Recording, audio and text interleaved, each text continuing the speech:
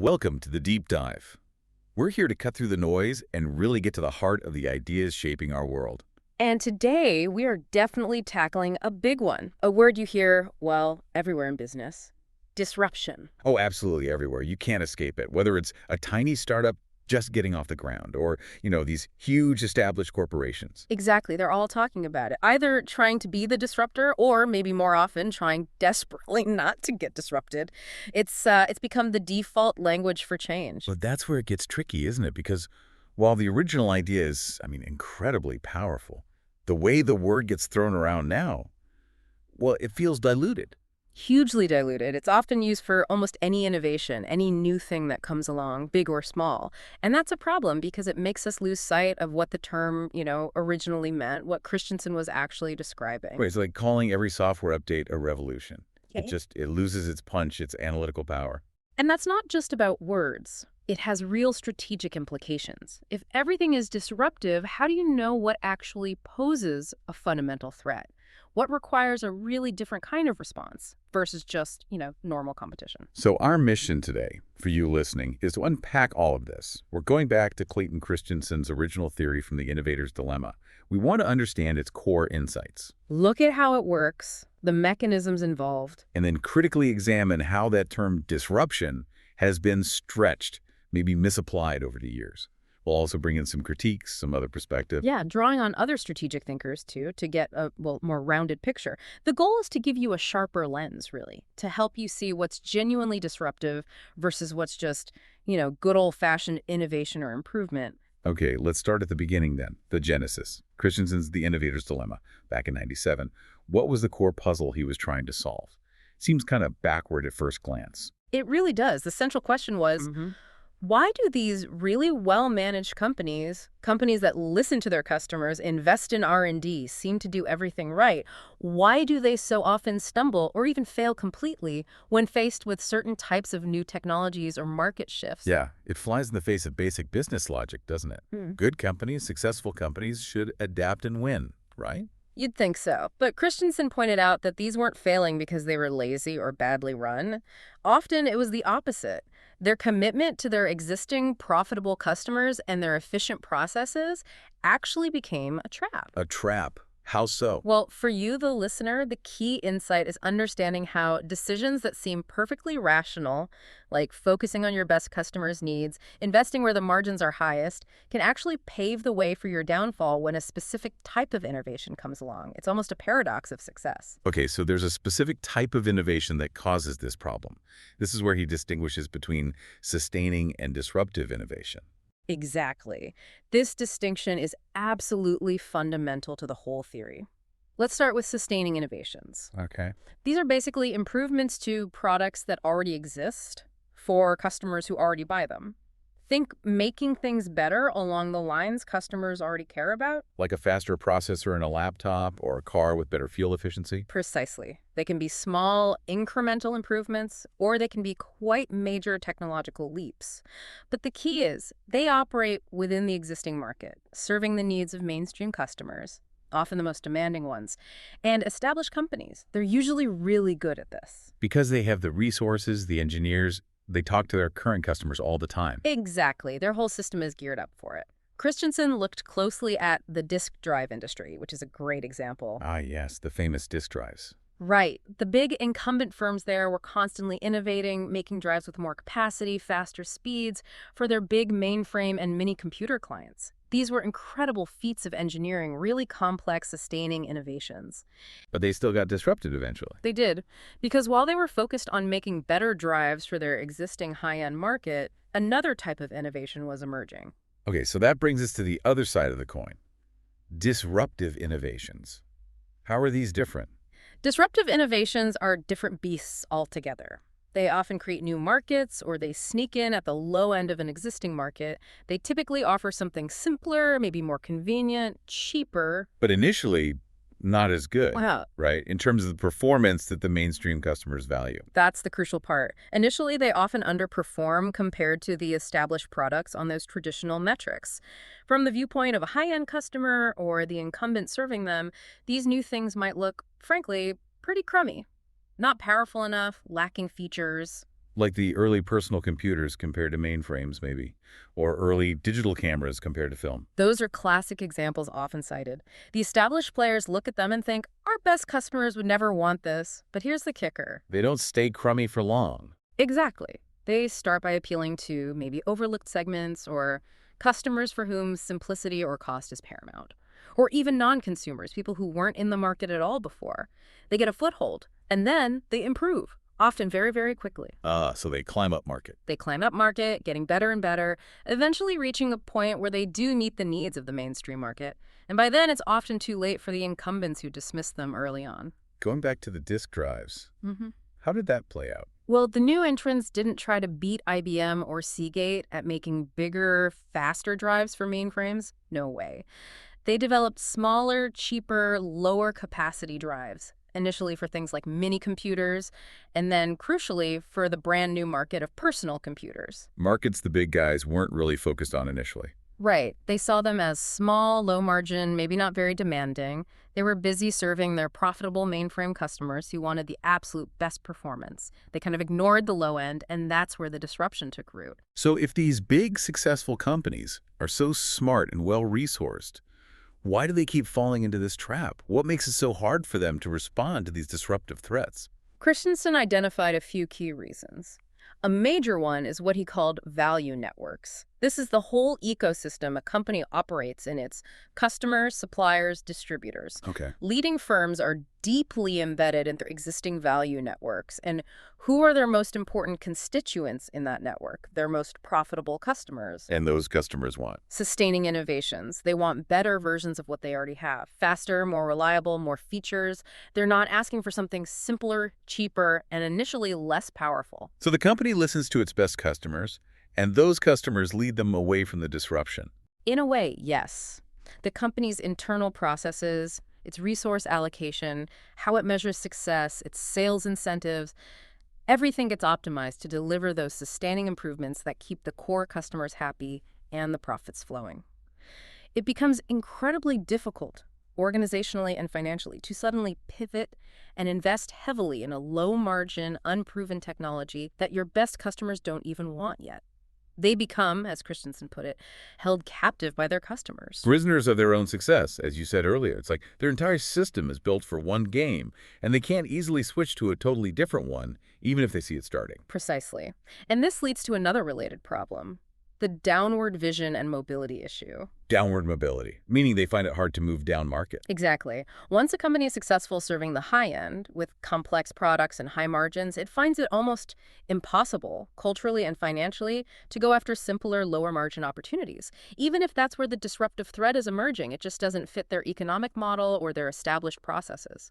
Even though many of these companies might have started out as disruptors themselves, maybe in a lower-end market initially. That's the irony Christensen points out. They often had that capability when they started, but they lose it as they become successful and move upmarket. The very success locks them into a particular trajectory. It's fascinating that some companies actually recognize this. Right. You mentioned IBM and the disk drives earlier. They tried to create separate units. Yes, IBM's strategy was quite insightful, really. They saw these different disk drive markets, emerging mainframe, mid-range, PC, and realized a single organization might struggle, so they deliberately created separate autonomous divisions. Like internal startups. Kind of. San Jose kept focusing on high-end mainframes, Rochester, Minnesota got mid-range systems, and crucially, a division in Fujisawa, Japan was tasked specifically with the emerging lower-margin PC market. Trying to give them the freedom to operate differently, maybe cannibalize the core business if needed. That was the idea, to let them develop their own value networks, cost structures, and customer focus without being dragged down by the main organization's inertia. It was a really conscious attempt to manage the innovator's dilemma internally. Which just shows how powerful those internal forces really are. If a giant like IBM felt the need to go to such lengths. And this often happens, you said, because established technologies can overshoot what customers actually need. Yes, that's another key part of the puzzle. Incumbents, in their drive to satisfy their most demanding customers and justify higher prices, often keep adding features and performance beyond what many mainstream users actually want or need. Feature bloat, basically. Exactly. The product becomes too complex, too expensive, too powerful for a large chunk of the market. And that creates an opening. An opening for something simpler, cheaper, good enough. Precisely. It makes the market vulnerable to a disruptive alternative that offers just the core functionality people need, but perhaps more conveniently or affordably. You had that great example of Microsoft Excel. Right. Version 1.2 in 1987 needed about 1.2 megabytes of storage. Just 8 years later, version 5.0 needed 32 megabytes. Wow, that's a huge jump. A nearly 27-fold increase. Now, how many people actually used all those extra features that ballooned the size? Probably not that many for their everyday tasks. Definitely not me. I use maybe 5% of Excel. So that kind of overshooting, that feature bloat, creates the perfect conditions for something potentially disruptive, like Christensen speculated, maybe simple applets picked off the internet, for basic tasks to come in and offer a much leaner, more focused solution. Okay, so putting it all together, it seems the advantage really shifts in these disruptive scenarios. The attacker, the new entrant, has an edge. Christensen argues convincingly that yes, attackers generally have the advantage specifically in disruptive innovations. Why?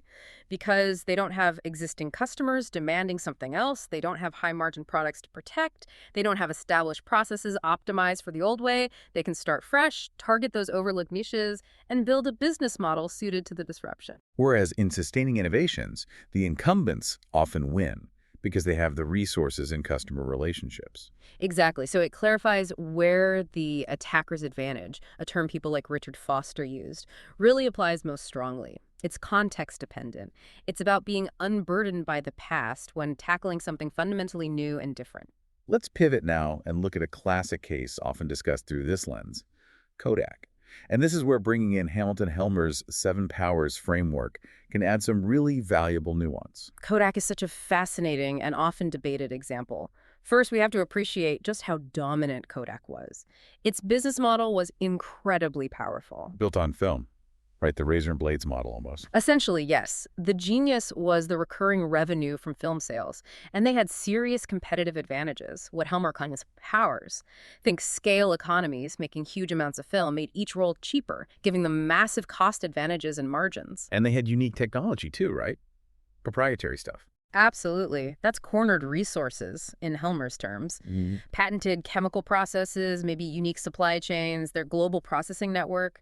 These were formidable barriers protecting that incredibly profitable film business. This wasn't just a successful company. It was an institution in the Dow Jones Index for decades. Over 40 years. From the Brownie camera in 1900 onwards, they built a fortress, understanding that strength is crucial before we even talk about digital. Okay, so into this fortress comes the digital camera. Yeah. A classic disruptive threat, it seems. On the surface, yes. It fundamentally challenged the film-based model. But Helmer's framework encourages us to ask a sharpie question before jumping to conclusions about Kodak missing digital. Which is? When digital first emerged, a strategic team at Kodak should have asked, setting aside its impact on our film business for a moment, is digital photography, on a standalone basis, an attractive business for anyone right now? So look at it purely on its own merits first. Was it actually a good bet, independent of the film business? Exactly. Helmer calls this the standalone assessment. If the answer back then was no, maybe the quality was poor, costs were high, the market unproven, margins were thin then, Helmer argues. The fact that it might also damage the film business doesn't fully explain why Kodak might have been hesitant. It might simply have been a bad bet on its own terms at that point in time. That's a critical distinction. Because we often assume they were only hesitant because of the threat to film. Right. But if digital wasn't inherently attractive yet, then the rejection might have been rational based on its standalone prospects. However, if the answer was yes, if digital did look like a potentially good business on its own, even early on, then the hesitation is much more likely attributable to the threat it posed to Kodak's existing powers, the film business. That's where it becomes a true counterpositioning dilemma. Counterpositioning meaning adopting the new thing directly undermines your existing profitable advantages. Precisely. Adopting digital would directly attack the foundations of Kodak's film empire, the scale economies, the cornered resources in chemicals and processing.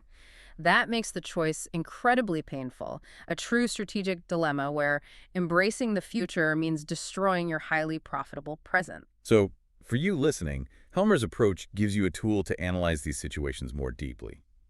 Was the incumbent avoiding a genuinely bad bet, or were they paralyzed by the threat to their core business, the counter-positioning aspect, it's not always just blindness. It forces a more nuanced analysis than simply saying they missed the boat.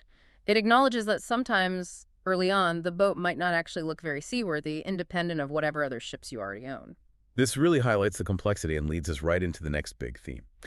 The way the term disruption itself has become so widely misused, we hinted at this earlier, it's just everywhere. Oh, it's become one of the most stretched, overused, misunderstood buzzwords out there. It gets slapped onto almost anything new. And why does that matter? Is it just semantics? It matters because, as we said, it blunts the analytical edge. If every minor improvement or new app is disruptive, the word loses its meaning. We can't distinguish the truly game-changing threats that require a Christensen-level strategic rethink from, just normal market evolution or a new competitor offering a slightly better service. Yeah, the signal gets lost in the noise. Everything sounds urgent and revolutionary, even when it's not. Precisely. It makes effective strategic thinking much harder. And speaking of challenging popular narratives around innovation, Peter Thiel had some pretty pointed critiques of the whole lean startup approach, didn't he, in 0 to 1? He really did. Thiel argues very strongly that leanness is a methodology, not a goal. He pushes back hard against the idea that you can just iterate your way to success with a minimum viable product, assuming nothing can be known in advance. Which is kind of the standard advice you hear everywhere now, right? Build, measure, learn, pivot. It is. And Thiel isn't saying iteration is useless, but he believes that relying only on iteration, without a bold, unique vision from the start, won't lead to truly world-changing innovation. He talks about going from 0 to 1 versus 1 to n, right? Exactly. Iteration, he argues, might help you optimize something that already exists, taking it from 1 to n, making incremental improvements. It might find a local maximum, a slightly better version. But it won't take you from 0 to 1, creating something fundamentally new, something that didn't exist before. For that, Thiel believes you need a strong initial vision, almost intelligent design in a startup context. So just adapting and reacting isn't enough for real breakthroughs. You need a plan, a conviction. That's his argument. True disruption, in Thiel's view, likely comes from that bold 0 to 1 leap, driven by a unique insight and plan, not just feeling your way forward incrementally. The very different emphasis from the purely adaptive model. It's a powerful counterpoint. And interestingly, even Eric Ries, the champion of the lean startup, poses a question that kind of reframes the whole challenge. Yeah, it's a fascinating point Ries makes. He says, essentially, in the 21st century, our productive capacity greatly exceeds our ability to know what to build. We can build almost anything now. Technologically, the barriers are lower than ever in many areas. Right. So Ries argues the really big, crucial question of our time isn't, can it be built anymore? The question is, should it be built? Shifting from technical feasibility to market need, value, purpose. Exactly. Is there a real problem being solved? Is there genuine demand? Does this add value? It suggests that a lot of what looks like innovation today is actually the difficult process of discovering what should be built, finding that product market fit, validating the need. Which might not always be disruptive in Christensen's strict sense of attacking an incumbent from below or creating new market, but it's still crucial innovation work. Absolutely. It's about finding relevance and purpose, not just technical possibility or claiming disruption. It adds another layer. Maybe much of the activity we see is about validating the should it be built question rather than fitting the classic disruption pattern. This all points towards needing broader strategic frameworks, moving beyond just the disruption label. And one fundamental distinction comes from Michael Porter, amplified by Helmer: the difference between operational excellence and strategy. This is so crucial. Porter was adamant. Operational excellence is not strategy. Being really efficient, having great processes, using the latest technology that's all good, it's operational effectiveness. But if your competitors can copy it relatively easily... It's not a sustainable advantage. It doesn't make you strategically unique. Exactly. Improvements that can be readily mimicked are not strategic. They might be necessary to compete, to stay in the game, but they don't create a lasting edge because everyone else will eventually catch up. You're just improving the industry standard, not your unique position within it. So just constantly improving isn't strategy in itself. Not in Porter's view or Helmer's elaboration. Helmer talks about process power, that continuous bottom-up improvement. He says, while operational excellence is common, true process power, the kind that is a strategic advantage, is incredibly rare. Why rare? Because it requires something deeply embedded, built over a very long time, that is fundamentally hard for others to replicate. an unyielding, long-time constant for the improvements. Think Toyota's production system built over decades, deeply cultural. Like the NMMI example you mentioned, where GM partnered with Toyota but still couldn't fully replicate that embedded power easily or quickly. Precisely. It showed how hard it is to copy those deep systemic advantages. So this challenges us again. Are we calling something disruptive when it's really just good operational improvement that others will likely match over time? We need to look for that durable, hard-to-copy strategic element. Which brings up another huge challenge, Mhm. how we even assess these things, especially looking back. Our own thinking can get tripped up, right? The cognitive biases. Oh, absolutely. Daniel Kahneman's work in Thinking Fast and Slow is essential here. We are riddled with biases that distort how we evaluate past events, especially success and failure in business. Like hindsight bias, where everything looks obvious after the fact. That's a big one. The mistake appears obvious, but it is just hindsight, as Kahneman says. We forget the uncertainty, the limited information people had at the time. We reconstruct the past to make it seem more predictable than it was. And outcome bias, too. Judging a decision solely by whether it worked out, not by whether it was a good decision given what was known then. Yes, a lucky outcome can make a bad decision look brilliant, and an unlucky outcome can make a sensible decision look foolish. We focus too much on the result, not the process under uncertainty. And the narrative fallacy, our need for simple stories. Our brains love coherent stories, cause, effect, heroes, villains. So we create these neat narratives about why a company succeeded or failed, often oversimplifying reality, ignoring the role of luck or complex interactions. We learn too much from success stories, drawing lessons that might not actually be valid because the story smooths over the messy truth. So when we analyze historical disruption cases, we have to be super careful not to fall into these traps. What looked like a dumb mistake by an incumbent might have been a reasonable bet given the fog of war at the time. Absolutely. We need humility. We need to resist the urge to create overly simple, deterministic stories. For you, the listener, it means questioning those neat narratives, appreciating the immense uncertainty decision-makers face, and being wary of judging past actions with the clarity of 2020 hindsight. And the difficulties aren't just external or based on hindsight. Sometimes the biggest barriers are internal, deep within the company's mindset. Kim and Mauborn talk about this with red ocean traps and mental models. This is a really insightful layer. They observe that many companies want to innovate, they commit resources, they try to find new markets, blue oceans, but they still fail to break out of existing competition, red oceans. Why? If they have the intention and the money. They argue the biggest culprit is often mental models, the ingrained assumptions and beliefs about how the industry works, what customers value, what success looks like. These models operate subconsciously, like automated algorithms shaping perception. So they filter reality. They make it hard to see or accept things that don't fit the existing worldview. Exactly. These mental models dictate how leaders and employees interpret information. Opportunities or threats that don't align with the ingrained model might be dismissed, ignored, or misinterpreted, even if the data is there. It creates blind spots. That connects directly back to Christensen's value networks, creating a kind of shared mental model focused on existing customers and sustaining innovation. It's a very similar idea, framed more psychologically. The organization's history, its past successes, build these powerful mental frameworks that resist change, making it incredibly difficult to truly embrace something fundamentally different, even if leadership says they want to. It's not just about process, it's about perception and belief. So given all these challenges, the nature of disruption, the organizational inertia, the cognitive biases, the mental models, how should leaders actually approach strategy? Let's touch on a few other frameworks that emphasize deliberate choice. Richard Rumelt. Rumelt, in Good Strategy, Bad Strategy, insists that good strategy involves making hard choices. It's not a fuzzy vision or a list of goals. It's about diagnosing the core challenge, deciding on a guiding policy to tackle it, and focusing action and resources. It requires saying no to many things to concentrate on what truly matters, even if it's uncomfortable. No fluff, just focus in difficult decisions. What about Lafley and Martin's playing to win? They frame strategy as an integrated cascade of choices. It starts with defining where to play, which markets, customer segments, geographies, and how to win, your unique value proposition, competitive advantage.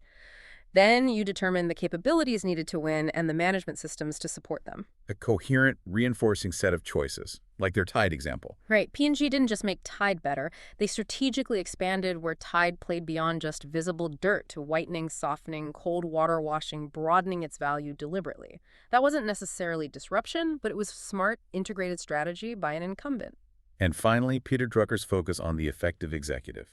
Drucker's emphasized asking the fundamental question, is this the right thing for the enterprise? Taking a holistic view, and critically, prioritizing opportunities over just solving problems.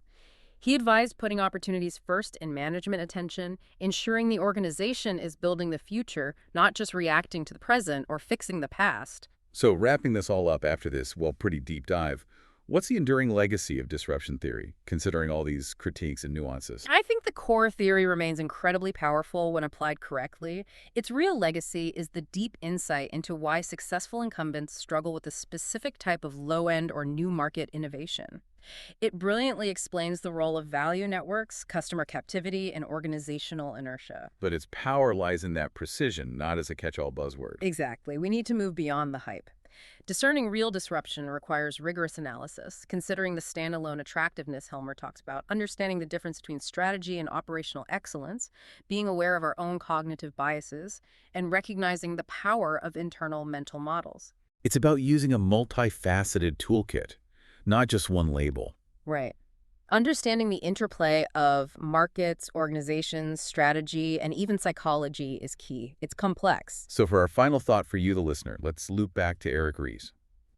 If the critical question isn't, can it be built, but should it be built? Maybe we should extend that. When we see innovation, maybe the question isn't just, is it disruptive, but also, why should this disruption happen? What fundamental value does it create beyond just shaking things up? That's a great point. What problem is it truly solving? What positive impact does it have? It invites a deeper reflection on the purpose of innovation, beyond just the competitive dynamics. Does it make things genuinely better in a meaningful, sustainable way? Moving from just analyzing disruption to evaluating its true worth. Something to definitely think about. Indeed. That brings us to the end of this deep dive. Thanks for joining us as we unpack the complex legacy of disruption theory. Hopefully you feel better equipped to navigate these ideas.